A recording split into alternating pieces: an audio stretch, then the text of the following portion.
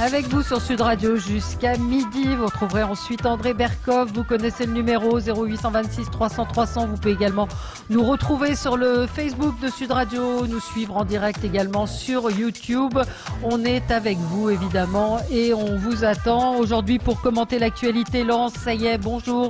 Vous êtes chroniqueuse politique, ancienne porte-parole des Républicains. Nicolas Corato, bonjour, président fondateur du think tank Place de la République. Bonjour à vous. Jérôme Ripoul, directeur associé de l'agence Confluence, et vous êtes coprésident d'Opinion Valais. Et Éric Revel, éditorialiste. Bonjour à vous. Vous êtes avec nous depuis le Sud. On va évidemment continuer à parler du coronavirus. Est-on irresponsable quand on critique le gouvernement? La cote de popularité de l'exécutif qui s'envole. Emmanuel Macron, Édouard Philippe qui montent dans les sondages alors que la confiance baisse. Il va falloir qu'on m'explique. Et puis on reviendra sur les propos également du président de la République à propos du souverainisme de la France, de cette France souveraine et européenne. On va essayer d'y voir un petit peu plus clair. Vos coups de cœur, vos coups de gueule, ou plutôt j'ai envie de dire ce qui a retenu votre attention dans cette actualité. Éric Revel, on va commencer avec vous.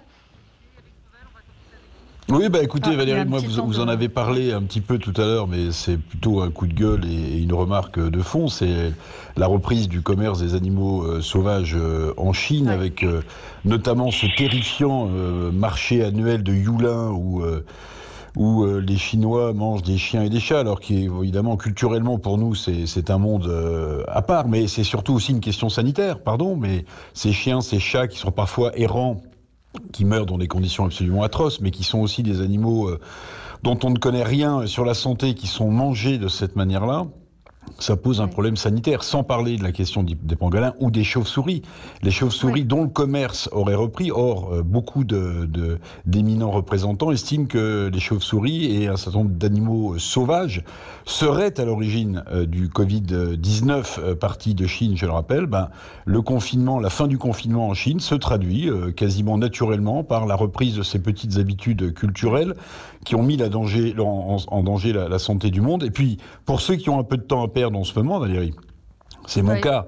Je regardais, chauve-souris, l'anagramme, c'est souche à virus. Regardez bien, chauve-souris, c'est souche à virus. Voilà. Et la chauve-souris et son urine notamment, avec tous les tiques qu'elle transporte, sont vendus vivantes pour être dévorées en Chine. C'est un vrai problème. Je pense même qu'il faudrait imaginer la création d'une sorte de tribunal sanitaire, vous voyez, de crime sanitaire. Parce que là, on est devant un vrai problème. Oui, c'est vrai qu'on a l'impression qu'on se dit tous on va tirer des leçons de cette crise, et là on voit bien que il n'y a pas de leçon qui a été tirée, en tout cas en ce qui concerne en Chine, puisque ces marchés ont effectivement repris. Alors moi je vous conseille également d'aller sur le site de France Culture, il y a une interview formidable du prof... du professeur Sicard qui parle Didier Sicard qui explique qu'on s'intéresse évidemment aux moyens de guérir, mais il faut s'intéresser à l'origine du virus parce que tout part de là. Très très bonne interview effectivement. Je partage votre coup de gueule, Éric. Nicolas Corato. Alors, écoutez, moi c'est un coup de cœur pour les travailleurs immigrés, qu'ils soient en situation régulière ou pas, clandestins ou pas. Ils ont des cartes de séjour, ils n'en ont pas, ils sortent nos poubelles. En ce moment, ils tiennent la caisse des supermarchés pour beaucoup, ils ramassent des récoltes parce que c'est pas nous qui allons ramasser les fraises gariguettes. Ils travaillent dans la logistique, dans le bâtiment. Enfin bref, l'armée des ombres dont parlait Didier Guillaume, c'est souvent eux, c'est beaucoup eux. Et si je voulais être un peu, comme vous le savez, un peu provocateur, je dirais que le grand confinement a engendré un grand remplacement, mais c'était pas celui qu'on attendait ou qu'attendaient certains oiseaux de mauvais augure. En fait, aujourd'hui, c'est eux qui sont dehors et c'est nous qui sommes dedans.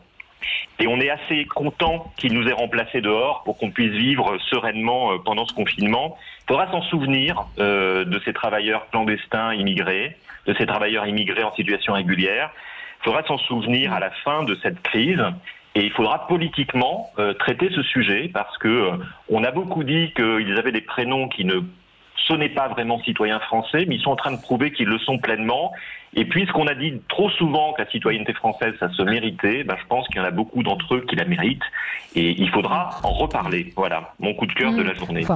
D'accord. Il faut aussi rendre hommage, et c'est vrai aussi, parce qu'il n'y a pas que non plus, vous parlez des supermarchés, il y a des caissières, qui sont là, parce qu'un jour j'ai dit, moi, que c'est vrai que j'avais remarqué que dans l'endroit où je vais faire mes courses, c'était d'autres caissiers qui étaient là, et une dame m'a dit, bah non, nous les vieilles, on est aussi là, donc il n'y a pas non plus un grand remplacement. Vous nous faites une description extrêmement... Non, mais je trouve que c'est bien. Mais vous avez raison, on a l'occasion de parler de l'immigration d'une manière très positive. Il ne faut pas céder non plus à cette espèce de naïveté confondante. Oui, c'est ça, vous faites un truc un peu angélique de la situation. On sait depuis très longtemps qu'un certain nombre de Français ne veulent pas faire des boulots que d'autres font. Enfin, c'est pas lié à la crise, il ne faut pas tout mélanger. Pardon. C'est plutôt des immigrés, voilà. Alors, oui, Laurent Sayet. Je voudrais juste réagir. On ne peut pas non plus applaudir le travail illégal, parce que c'est des gens qui n'ont pas de couverture sociale pour la plupart du temps. C'est des gens qui sont exploités. Donc, si on commence à applaudir le travail illégal, si vous... Mais moi, je n'applaudis pas le travail illégal, Laurence. J'applaudis les travailleurs, même quand ils sont dans une situation illégale, parce que ce ne sont pas eux qui choisissent l'illégalité. Mais force est de constater aujourd'hui, il faut regarder la réalité en face, que les récoltes, c'est pas les travailleurs en situation légale qui vont les faire. Hein, dans ce pays. Ça, vous ne le savez pas, parce qu'il y a eu énormément de volontaires qui se sont proposés justement à l'appel de la FNSEA, et il y a eu énormément de volontaires de toute la France, des gens de toute origine, et il n'y a pas particulièrement plus d'immigrés que d'autres, on verra. Non. Mais ne pensez pas. C'est vrai qu'il n'y a jamais de travailleurs illégaux dans les champs en France. D'accord, mais là, ne croyez pas que c'est seulement un élan de solidarité sur les activités agricoles qui serait fait uniquement par des immigrés. C'est pas d'aujourd'hui que des travailleurs polonais, roumains viennent ramasser les fraises dans nos champs. Après, on peut s'interroger sur pourquoi ils le font, mais c'est pas d'aujourd'hui. Ne cédez pas à une démagogie politique trop facile, pardonnez-moi.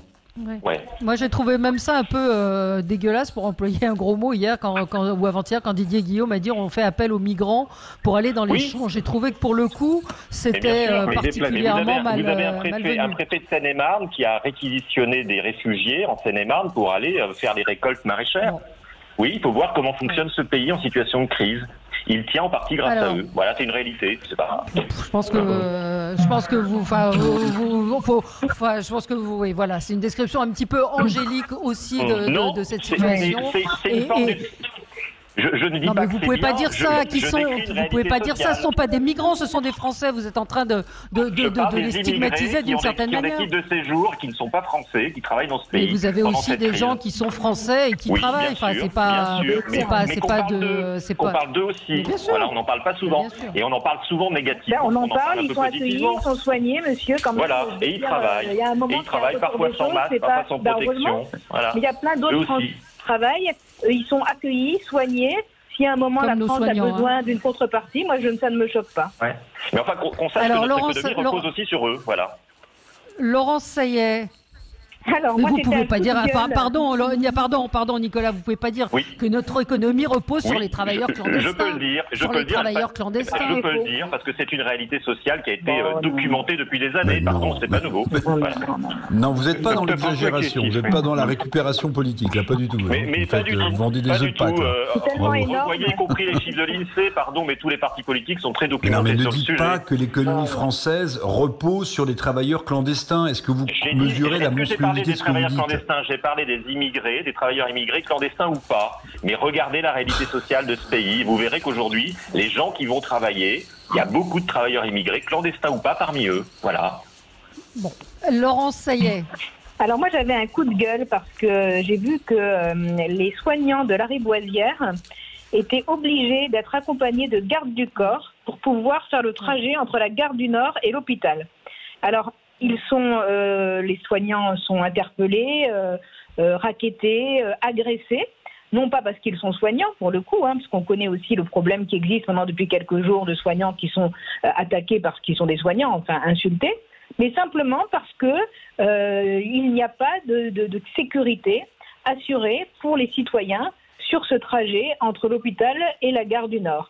Et comme l'État renonce, parce que c'est une zone de non-droit, il faut le comprendre comme ça, au lieu d'envoyer la police, on met des gardes du corps à des citoyens qui vont travailler sur, dans le domaine public. Je trouve ça totalement hallucinant qu'aujourd'hui, on laisse, si vous voulez, au privé, la sécurité de soignants. Bon, là, c'est des soignants en l'occurrence, parce qu'il y a moins de gens dans les rues, mais vous imaginez les autres jours que ces mêmes personnes qui sèment le chaos et la zizanie œuvrent sans aucun problème. Donc moi, je me pose la question de savoir, est-ce que cette zone entre la Riboisière et la gare du Nord est une zone de non-droit pour qu'on en arrive là? En plein confinement, d'ailleurs, on peut remarquer quand même. Qui plus est, en plus. Jérôme Ripoll, oui. Oui, alors moi j'avais un coup de cœur, vous allez voir, beaucoup plus consensuel. On a, depuis l'élection d'Emmanuel Macron, beaucoup glosé sur la fin des corps intermédiaires, les organisations professionnelles qui étaient mortes, etc. Eh bien, là, on peut se féliciter qu'elles soient présentes, qu'elles soient vivantes et qu'elles représentent toutes les professions, les activités qui sont en grande difficulté, qu'il s'agisse de la FNSEA, qu'il s'agisse du Conseil national des barreaux, qu'il s'agisse de l'Union des métiers de l'industrie hôtelière, qu'il s'agisse du BTP. Ce sont des organisations qui aujourd'hui sont montées au créneau, travaillent avec les ministères pour définir ce qu'il faut prendre comme disposition spécifique pour maintenir l'emploi. Et je crois que là, on a vraiment le bon visage du patronat, c'est-à-dire celui qui s'engage, celui qui fait tout pour que l'économie résiste. Et on voit bien que les corps intermédiaires ne sont pas du tout morts, et j'allais dire tant mieux parce qu'ils prouvent leur utilité aujourd'hui. Voilà, c'était mon coup de cœur. C'est que l'effort, notamment qui est demandé aux entreprises privées par l'État, ce qui n'est quand même pas la moindre des gageurs, est absolument considérable. Regardez ce qui s'est passé hier pour la fabrication de respirateurs avec ce consortium emmené par Air Liquide, Valeo, PSA et Schneider, pour ne citer que ces quatre-là. L'État, la puissance publique, demande l'aide précieuse des entreprises du privé aujourd'hui. Ça aussi, il faudra en tirer les leçons le moment venu. Parce qu'avec le niveau de dépenses publiques qu'il y a dans ce pays, et de voir l'État qui est obligé de tendre la main, de faire la manche pour demander aux entreprises privées de participer à cet effort de guerre sanitaire, c'est pour moi absolument incroyable pour le républicain que je suis. C'est-à-dire l'État fait la manche auprès des entreprises privées. Certaines ont dégainé très rapidement comme LVMH sur les gels hydroalcooliques, mais d'autres sont sollicitées pour modifier leur appareil de production pour venir au secours de la défaillance de l'État. C'est quand même remarquable. Et Eric, on peut dire que l'État n'est plus stratège. Donc, l'État n'étant plus stratège, n'ayant plus de plan, étant incapable de fixer aux industriels une logique et une perspective, eh bien, il est obligé, là, il est entre les mains de l'initiative. Et ayant laissé nos entreprises se délocaliser en applaudissant des deux mains. Complètement. Ouais. Mais sur ce que vous venez de dire, Éric Revel, effectivement, Air Liquide va produire en 50 jours autant de respirateurs artificiels en 3 ans, a promis son PDG. Ce matin, c'est le professeur Lantieri, vous savez, qui est un très grand médecin qui s'occupe de reconstruction de la greffe du visage. Il a twisté cet article des Échos en disant ils ont attendu le 21 mars pour faire la commande. C'est-à-dire que dans cet article, on apprend que Agnès Pannier-Runacher a commandé à Air Liquide le 21 mars. Donc moi, je veux bien qu'on critique pas le gouvernement, etc., qu'il n'y ait pas eu de retard à l'allumage, que tout ait été bien fait, mais le 21 mars, bon sang, bonsoir. Non ? Bah oui. Ça vous fait pas réagir ? Pour rejoindre ce que disait Éric Revel, on assiste d'une certaine manière à la faillite de l'État, même si ça fait du mal à dire, mais il y a une forme de faillite de l'État. Et au fait que nous allons gagner cette bataille, ce que le président appelle une guerre de manière un peu inopportune, je trouve. Mais qui va la gagner, cette bataille? C'est pas l'État, c'est pas nos dirigeants, c'est la population, c'est les forces vives de la nation, ce sont les entreprises. Et les entreprises privées. Et les entreprises privées, bien sûr, Eric. Exact. Et je pense que ça politiquement, c'est très important pour la suite, parce qu'il faudra se souvenir que ce sont les Français qui auront sauvé la France. Alors, on va y revenir dans un instant. C'est très important pour la considération qu'on a sur la politique en général. Exactement. Si l'État fait faillite et que les politiques ne sont pas en mesure de protéger les Français, alors à quoi sert la politique? Je n'ai pas dit à quoi sert la démocratie. Je dis à quoi sert la politique et à quoi sert l'État. Ouais. Quand on voit effectivement un certain nombre de dysfonctionnements. On y revient dans un instant avec vous, 0826 300 300. À tout de suite. Avec vous sur Sud Radio pour le 10h midi, pas minuit, on n'est pas là jusqu'à minuit, mais on est là jusqu'à midi. Il y a ensuite André Berkoff et on commente l'actualité, on débat, on essaye de s'exprimer, d'essayer de comprendre cette actualité très compliquée. 0826 300 300 si vous voulez réagir.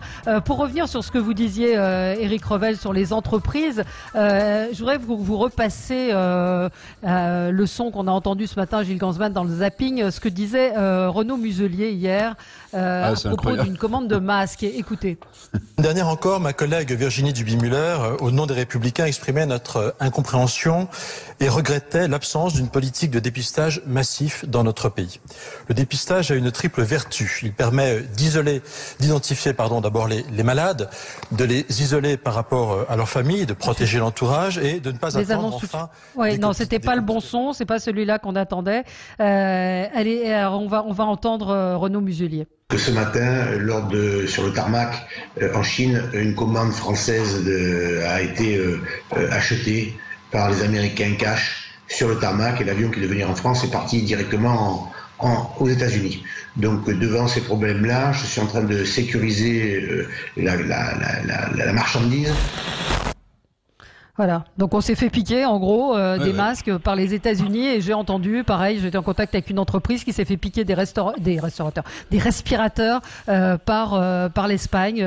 500 avaient été commandés, ils se sont retrouvés avec 100 respirateurs du fait d'une diplomatie qui est extrêmement agressive sur place.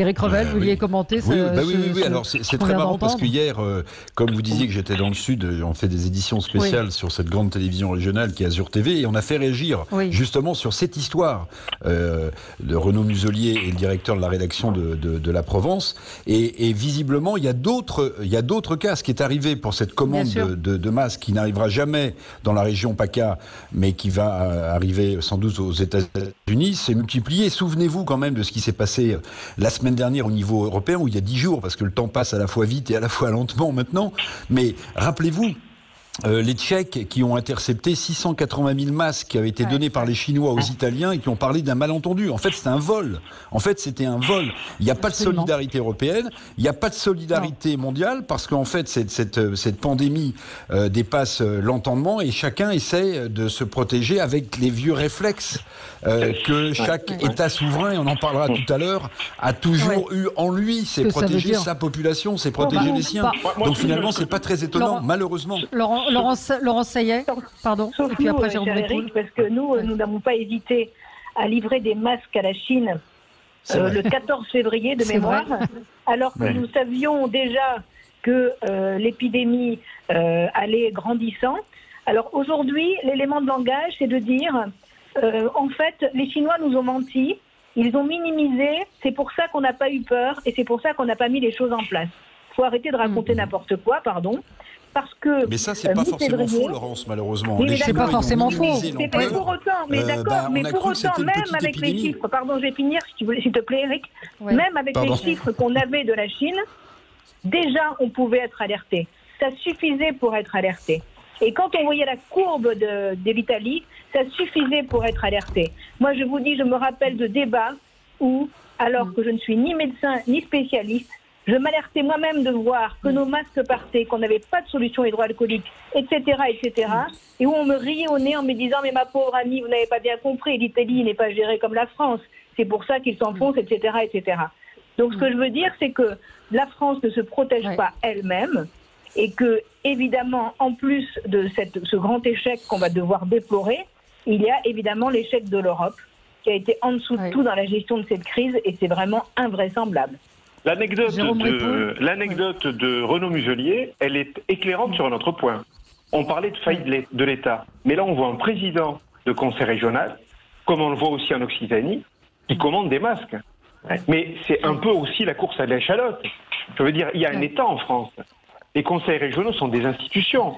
Or, on voit aujourd'hui, la faillite de l'État est telle qu'on voit des conseils régionaux qui prennent l'initiative d'acheter, il y en a 3 millions pour la région Occitanie, 3 millions de masques, pour les délivrer qui aux médecins, qui aux hospitaliers, qui aux policiers. Mais qu'est-ce que c'est? Mais où est l'État? Donc c'est quoi? Moi, je partage tout à fait ce que vous dites.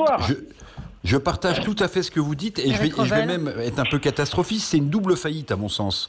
C'est une faillite financière de l'État qui est incapable de protéger les siens et son peuple quand un coup dur comme celui-là arrive.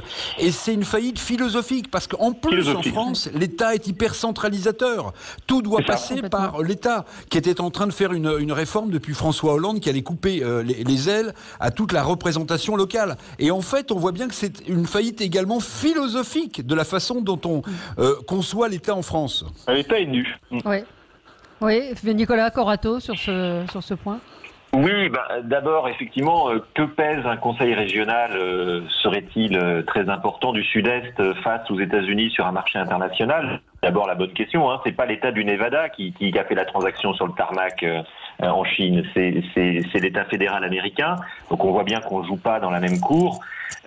Après, moi, je vois aussi qu'il y a une diplomatie des masques. Il y a aussi une politicaillerie des masques. C'est-à-dire que, et c'était dans le Parisien ce matin, où on sent que le président de la République s'agace de certains grands feudataires de droite ou de gauche dans les régions qui ont décidé de jouer du masque comme d'un argument politique, ça s'entend aussi. C'est-à-dire que il faut pas non plus qu'on se disperse pour de mauvaises raisons. L'État est failli, mais il faut pas non plus qu'on fasse n'importe quoi sur les marchés. Et je pense que l'État devrait justement imposer des règles.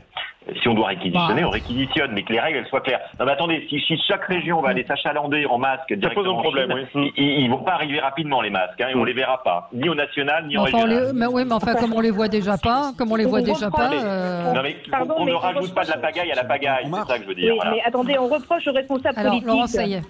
Bien beaucoup de choses, mais quand un responsable politique prend, si vous voulez, à bras le corps sa région pour trouver des solutions, aider les soignants, protéger, on ne va pas lui reprocher de faire son job. Oui, mais Laurence, ça pose un problème. Ça veut dire que selon que vous habitiez en Île-de-France, en Occitanie ou en Côte d'Azur, vous n'êtes pas un Français de première ou deuxième zone. On parlait de la première ou la deuxième ou la troisième ligne. Et ça me pose un problème parce que mais en pratique, les États-Unis démontrent qu'il y a des citoyens de première et de deuxième zone, puisque les Américains ont mis de l'argent sur la table pour protéger les citoyens de première zone qu'ils estimaient être les Américains, justement. C'est vrai, mais ça veut dire qu'en France, aujourd'hui, on est face à la faillite de cette égalité républicaine, et qu'aujourd'hui, ce qu'on voit faire par des conseils régionaux qui sont d'ailleurs de droite ou de gauche, Carole Delga et Autoparti Socialiste, prouve que cette faillite de l'État, elle est complètement intégrée par les responsables politiques locaux et qu'ils en assument toutes les conséquences. Oui. Et de ce point de vue-là, c'est peut-être dramatique pour l'État et pour Emmanuel Macron plus directement, parce que ça prouve qu'il est en train de perdre un monopole étatique qui est majeur, qui est essentiel. Et vous verrez que sur la chloroquine, il y aura le même problème, si vous permettez juste une petite digression. Oui, Laurent, ça y est. De la même façon, si vous voulez, on ne prend pas conscience, il me semble, du besoin de chloroquine qui va bientôt arriver. Donc on attend encore 15 jours le résultat d'une étude qui n'en est même pas une, et on aura la même carence et la même difficulté, et de la même façon, chacun ira chercher de la chloroquine tant bien qu'il peut. C'est évident. Bien sûr. Absolument. Allez, on marque une toute petite pause et on se retrouve. Et on a un petit peu amorcé, il y a déjà la réponse. Est-ce qu'on est irresponsable quand on critique le gouvernement? C'est en tout cas ce qu'a affirmé le président de la République. On en parle dans un instant. Qu'en pensez-vous? On est ensemble sur Sud Radio jusqu'à midi. À tout de suite.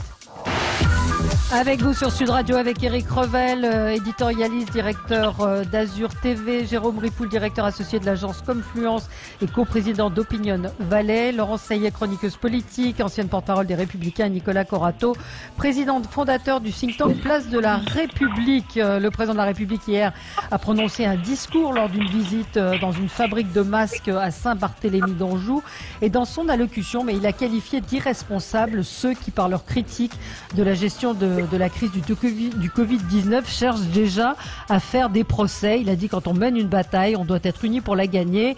Et je pense que toutes celles et ceux qui cherchent déjà à faire des procès, alors que nous n'avons pas gagné la guerre, sont irresponsables.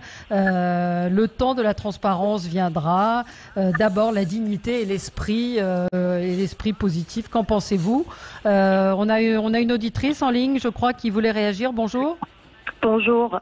Oui, en ce qui me concerne, C'est toujours la même chose. Hein. Quand il y a eu des violences policières, il fallait pas parler on n'avait pas le droit de parler de violences policières dans un état de droit. C'est toujours la même chose. C'est en gros, s'il vous plaît, ne me critiquez pas. Il a pas compris qu'il était dans une démocratie et il nous renvoie nous à nos responsabilités, alors que lui, il a des devoirs. Lui, il a demandé le poste. Lui, il était censé pouvoir gérer. Il a demandé, il a dit qu'il allait le gérer en faisant une campagne pour être président. Donc, avant de parler des responsabilités de tout un chacun, il faudrait voir, lui, ses responsabilités, c'est quoi? Il nous a refait le coup du nuage de Tchernobyl qui toquerait la frontière. Là, oui, le virus n'a pas de frontière. Bah oui, justement, en fait. C'est pour ça qu'il faudrait peut-être s'occuper de quelque chose. Il a mal réagi, il a rien géré du tout, ni les masques, ni les frontières.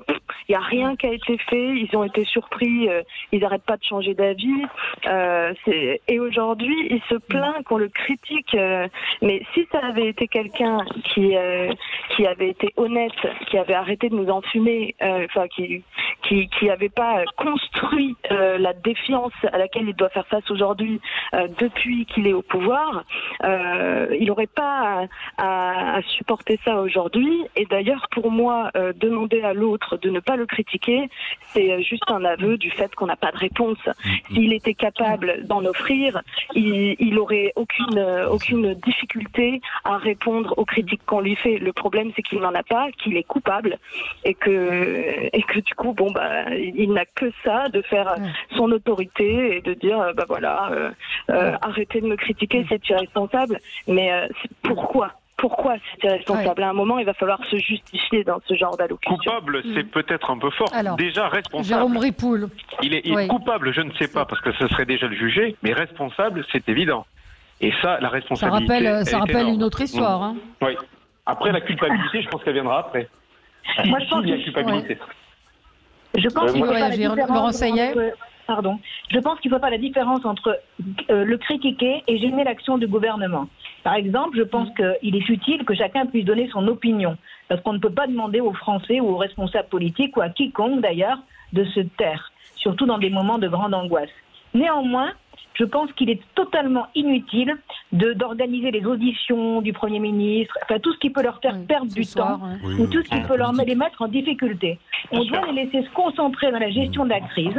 On verra les choses après. Donc il faut faire la différence entre les gêner dans leur action, et il ne faut pas les gêner dans leur action, parce qu'on a besoin d'être tous unis pour sauver, pour essayer d'avancer dans cette affaire, et le fait de simplement exprimer des mécontentements, des questionnements qui souvent font avancer les choses. Mais ça, c'est du en même temps, Laurence, c'est du en même temps ce que vous dites. Non, je pense qu'il y a une différence entre faire des procès auditionnés et puis simplement critiquer.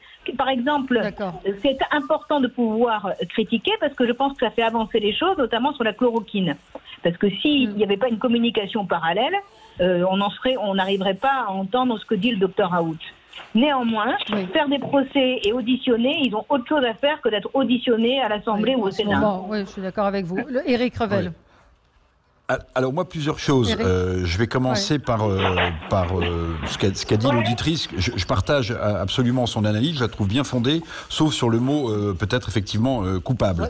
Sur ce que dit le président, il y a quand même quelque chose qui nous saute à la figure, si vous voulez, c'est qu'on en a marre quand même d'entendre ces pseudo-experts qui se répandent partout, dans tous les médias, nous raconter tout et son contraire en permanence et qui rajoutent de la confusion et de l'angoisse pour ceux qui regardent et ceux qui écoutent. Ça, c'est critiquable. Pour le reste, si le président de la République ne souhaite pas qu'on lui adresse des critiques, dans ces cas-là, il fallait prendre l'article 16 de la Constitution et mettre en place l'état d'urgence. Là, il pouvait décider tout seul. Dès l'instant où il ne le fait pas, où il n'a peut-être pas le courage ou l'envie de le faire, alors il doit admettre qu'on peut critiquer son action. Quand il va au théâtre quelques jours avant le confinement, il donne un message clair aux Français en disant il n'y a pas de problème, sortez. Et puis ensuite, on nous explique le contraire.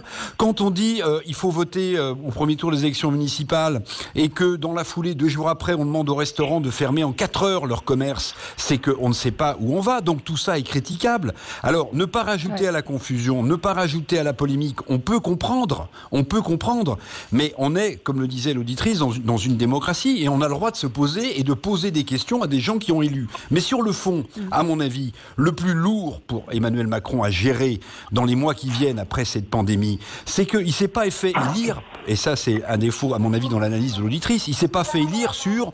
S'il y a une pandémie, je serai là pour vous protéger et la combattre. Non, personne ne pouvait la prévoir. En revanche, il s'est fait élire sur la mondialisation heureuse. Il s'est fait élire quand il était ministre des Finances en montrant ce chemin. Or, quand il parle de souveraineté nationale, il opère un virage à 180 degrés parce qu'il dit en fait la mondialisation heureuse sur laquelle je me suis fait élire, en fait est une erreur politique, puisqu'il faudra faire autrement après. Et c'est ça sur le fond qui, à mon avis, beaucoup plus important.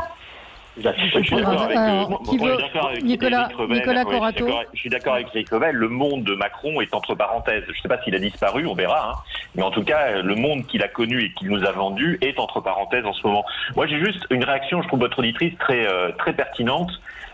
Les citoyens français, ils n'ont pas à recevoir de leçons en ce moment de leurs dirigeants. Parce que ceux qui sont exemplaires, ce sont les citoyens. Dans leur très grande majorité. Je veux dire, on nous a dit un soir à la télé, restez chez vous, on est resté chez nous. On n'a pas attendu une loi, on s'est pas révolté, on est chez nous. On nous a dit, changez votre manière de travailler, on a changé notre manière de travailler. Il y en a qui vont travailler sans protection, il y en a qui restent chez eux et qui ont réorganisé leurs entreprises, leurs activités. Bref, les Français, ils n'ont pas à recevoir de leçons. Ils sont exemplaires, ils sont parfaitement responsables. Et ils demandent à leurs dirigeants de l'être tout autant.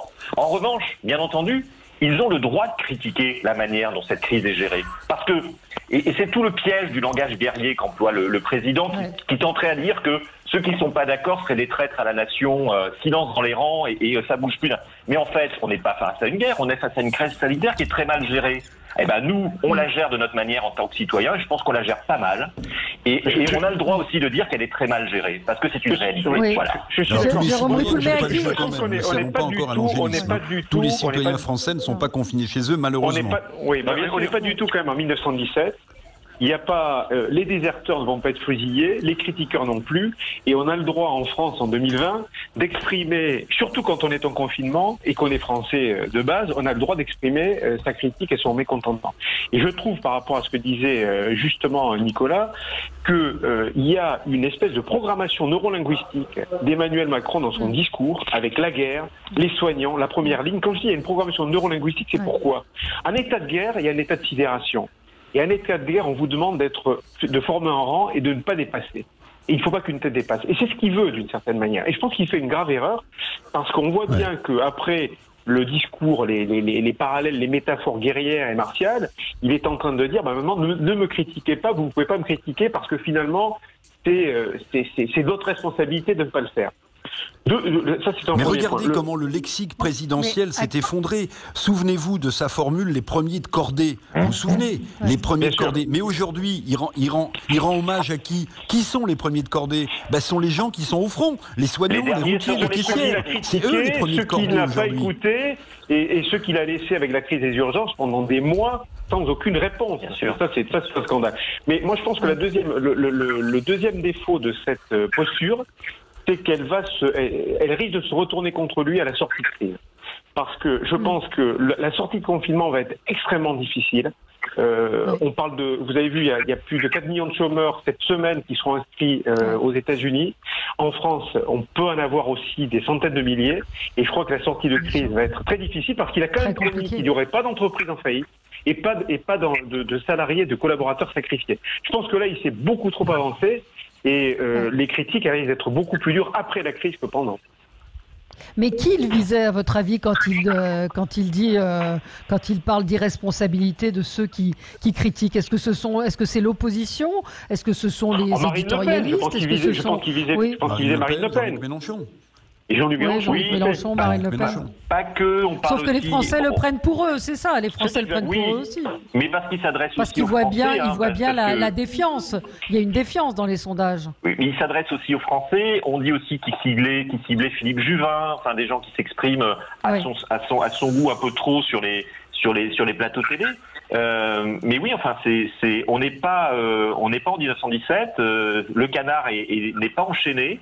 Et la propagande plus court en 2020. Donc il y a un moment où effectivement les expressions sont libres. Et les Français, je crois que c'est une grande richesse de pouvoir avoir des débats, par exemple sur la chloroquine. Moi, je suis tout à fait partisan de ce genre de débat, même porté par des non-scientifiques, parce que d'une certaine manière, ça fait avancer quelque chose.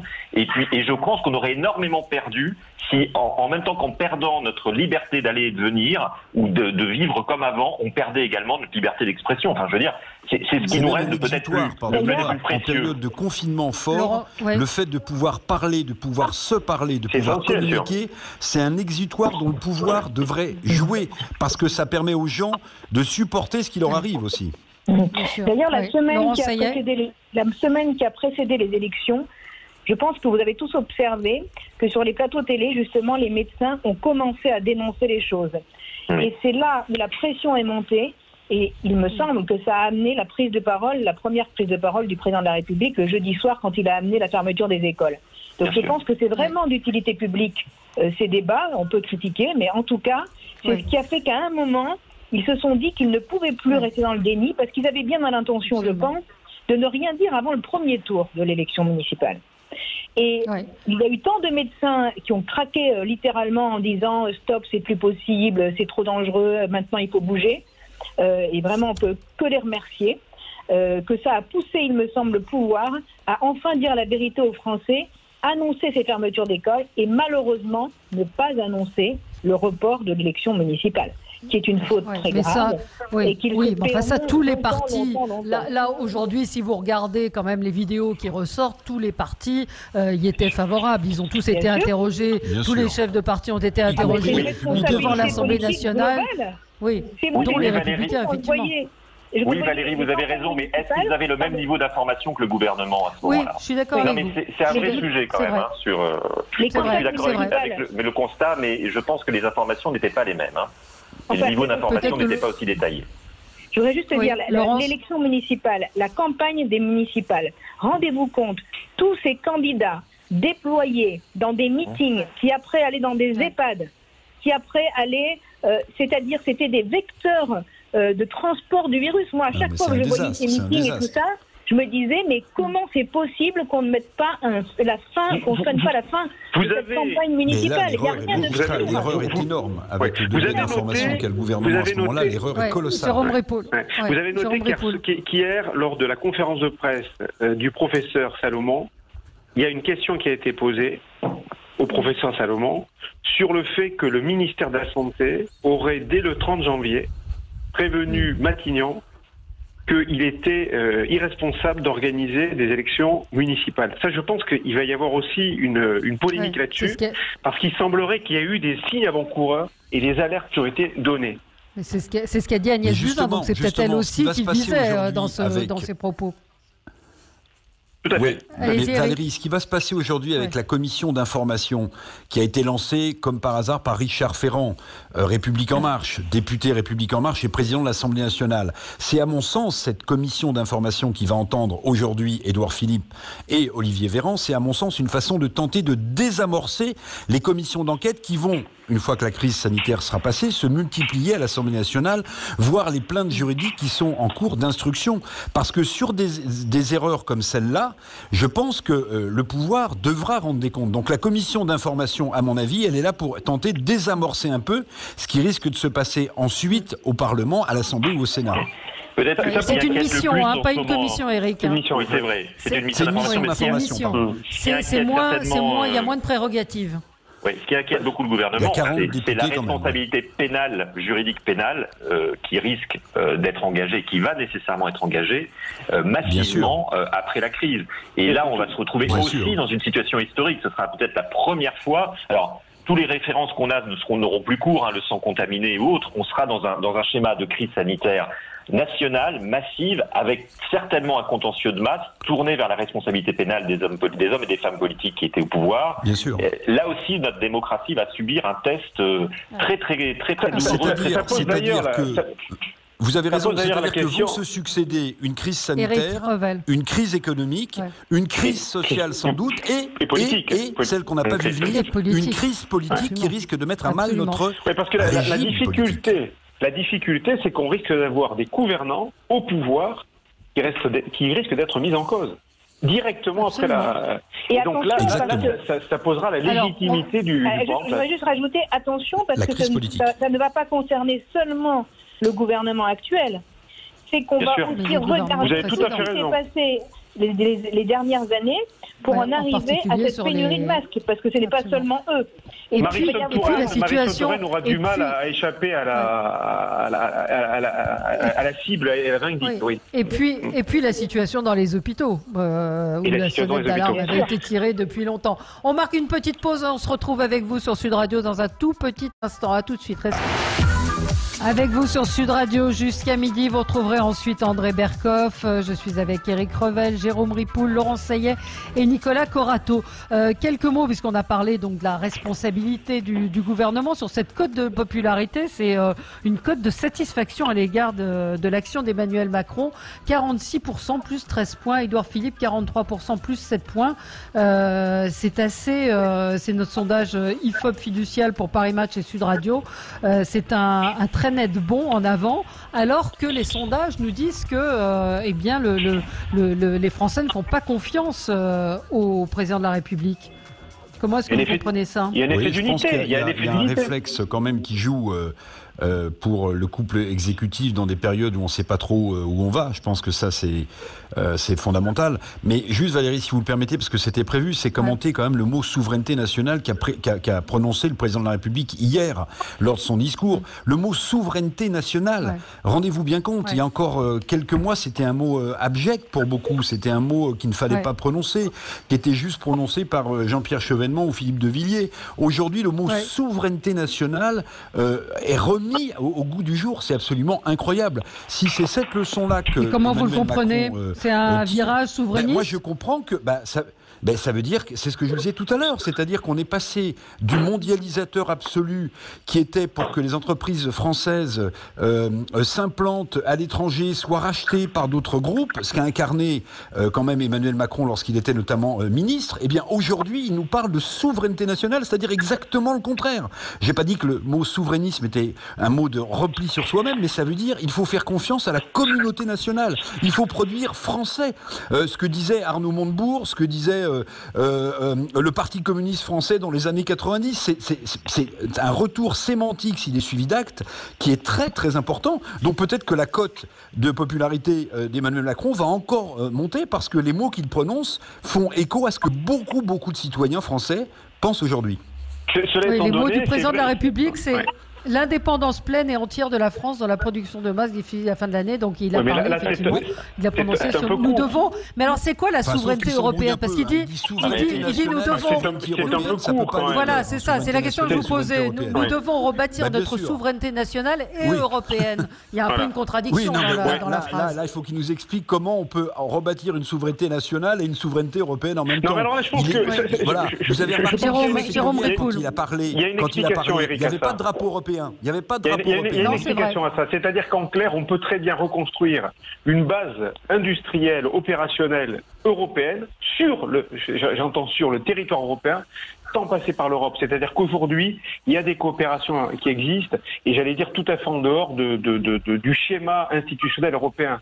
On peut construire si c'est pour avoir une division de la production entre l'Allemagne et la France, en cas de coup dur, les réflexes nationaux... C'est pas une division de la production. Sur Airbus, Eric, on n'a aucun problème. On voit bien qu'on a des composants de différentes façons et que c'est composé en France. Donc il n'y a pas de souci là-dessus. Le problème, il est que la France ne peut plus aujourd'hui reconstruire une souveraineté industrielle. Elle a trop perdu. Et son tissu industriel sera trop difficile à... Et c'est pour ça qu'ils ne savent pas, de savoir si Airbus gagnera le match face à Boeing, c'est de savoir s'ils seront protégés en termes de santé. C'est ça qui les intéresse de savoir, c'est rien d'autre. Ça, c'est évident. Laurent Sayet. Pardon. L'intention est toujours bonne, évidemment, de vouloir produire en France, etc. Mais je pense que, vu l'état de la France d'un point de vue économique, lorsque nous allons pouvoir essayer de relever un peu la tête, ne va pas permettre au président de la République, lui, avec ses petits bras et ses petits muscles, de décider de tout relocaliser. C'est quand même beaucoup plus complexe que ça. Quand vous avez des entreprises qui sont habituées à fabriquer à l'étranger, à se produire, à commander des pièces à l'étranger pour leur production, etc., vous n'allez pas pouvoir leur demander du jour au lendemain. Ce qui compte, c'est l'inflexion forte du discours d'Emmanuel Macron. Je comprends bien, mais c'est toujours le discours. Le problème avec Emmanuel Macron... incroyable, incroyable. Mais ça veut dire qu'il faut qu'il cherche son logiciel. Hein. Il n'a pas un logiciel qui a été programmé. Laissez finir Laurence. Laurence, ça y est. Pardon, Laurence. Le problème, c'est qu'on est dans le discours. Parce que la réalité, ça ne va pas être ça. La réalité, ça va être déjà de sauver tous ceux qui auront mis la clé sous la porte. Parce que la réalité, c'est que dans quelques semaines, je ne sais pas combien d'entreprises auront fermé boutique. Le chômage va exploser, évidemment, et qu'il va falloir déjà essayer de tenter de sauver ces gens qui malheureusement seront des victimes économiques très fortes, et ce seront les plus faibles, les PME, les TPE, l'Europe, Laurence, l'Europe et la rigueur budgétaire qu'incarne cette Europe sont remises en cause. Les critères Maastricht ont été suspendus. Il n'y a que les Pays-Bas et l'Allemagne qui croient encore qu'on va arrêter de faire des déficits et de se conformer à Maastricht. Il y a un mot qui reste à prononcer par Emmanuel Macron pour nous montrer qu'il a vraiment changé, c'est le mot inflation. Il manquait, si on parle de souveraineté nationale et de relance, il va falloir parler d'inflation. Et le jour où il parlera d'inflation, on se dira qu'il a vraiment changé de logiciel. Si vous parlez d'inflation, vous parlez de monnaie nationale et vous abandonnez le concept de l'euro. Mais on en est là aujourd'hui. Est-ce que l'Europe, elle a montré qu'elle permettait de protéger les citoyens européens face à cette crise? L'Europe, elle est complètement absente. La dernière communication de la présidente de la Commission européenne, je vous le rappelle, portait sur le schéma d'intégration de l'Albanie, de la Macédoine, en se félicitant. Voilà, donc voilà, on est là aujourd'hui. Aujourd'hui, on voit bien le sujet. On voit bien que l'Europe est complètement mise à mal. On voit bien que, notamment, on a entendu Matteo Renzi qui a demandé l'exclusion même de la Hongrie parce que Orban venait de se doter les pleins pouvoirs pour lutter contre le coronavirus. Donc l'Europe, elle est effectivement essentielle. Mais c'est vrai ce que vous disiez, Laurent, c'est tout à fait exact. Il va se trouver confronté à une problématique immédiate, c'est-à-dire éviter qu'il y ait un effondrement de l'économie française. Et en même temps, il nous parle de vision stratégique qui ne se construit qu'à 5 ou 10 ans, c'est-à-dire la relocalisation française ou européenne, je le dis. Et ça, ces 2 temps, il va y avoir un effet ciseau. N'oubliez pas une chose, et je serais évidemment mal placé pour défendre cette Europe fédérale, c'est pas du tout mon analyse, mais n'oubliez pas une chose, c'est que la cerise sur le gâteau, le pompon, c'est que la santé n'est pas une compétence européenne. L'Europe s'occupe de la consommation, s'occupe de la concurrence, mais la santé n'est pas une compétence européenne. Mais on marche sur la tête. Mais à la rigueur, heureusement, parce que vu à la rigueur, heureusement, parce que vu le résultat, c'est comme pour la lutte contre le terrorisme. On n'arrive absolument pas à faire une coopération efficace. Il n'y a pas de coordination, aucune coordination.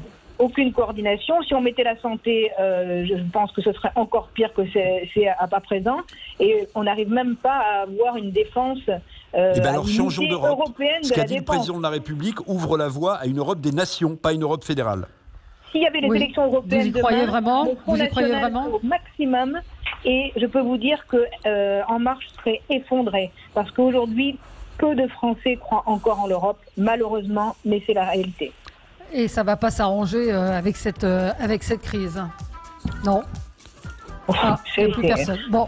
Oui, non, mais malheureusement, cette crise aggrave la rupture entre les Français et l'Europe. Et puis ce mot de souverainiste, encore une fois, de souveraineté prononcé hier par le président de la République, était tout à fait interpellant. Alors, effet d'annonce, où est-ce qu'il y aura des suites? On le verra. Merci à tous les 4 et portez-vous bien. Merci à vous, auditeurs de Sud Radio. Merci à tous. Et on se retrouve demain. Et dans un instant, c'est André Berkoff qui sera là avec vous.